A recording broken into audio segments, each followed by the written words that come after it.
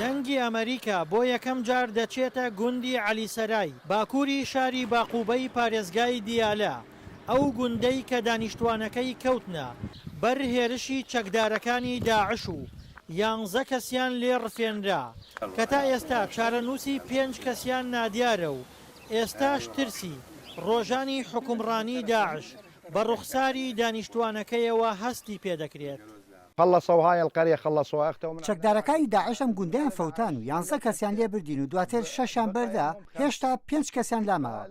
چەکدارەکانی داعش مەڕووماڵاتیان بەتاڵان برد و ئاگریان لە ماڵەکانمان بەردا. چەکدارەکانی داعش 70 هەتا 80 کەس بوون و لە گوندی تاترانەوە هاتبوون.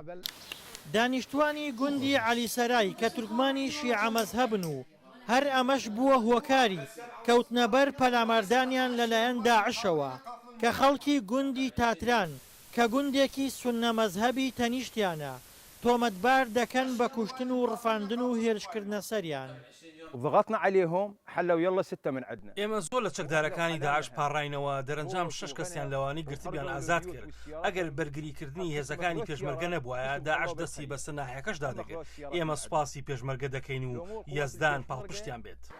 دانیشتوانی عەلیسەرای کە لە ئێستادا پەیوەندیان بە حەشدی شەعبیەوە کردووە بۆ بەرگرتن لە دووبارەبوونەوەی هێرشی داعش لە ناو گوندەکەیاندا بارەگایان داناوە و لە نێو بارگاکانەوە پاسەوانێتی گوندەکەیان دەکەن. قال ليش ما قاومتم ايش بكم ايش جاكم يا العبيد ما قاومتم قال عم شين قاوم.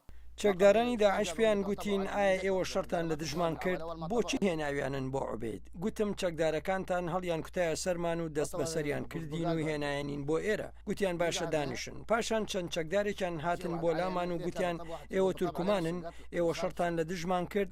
گوتمان نەخێر. دواتر گوتیان کەستان هەیە پێشمەرگە بێت یان سەربازیان پۆلیس.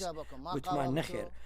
هەرچەندە داعش لە ناوچەکەدا نەماوە، بەڵام دانیشتوانی عەلیسەرای هێشتا لە هێرشی داعش بۆ سەر گوندەکەیان دەترسن. دڵشاد ئەنوەر، دەنگی ئەمریکا، پارێزگای کەرکووک.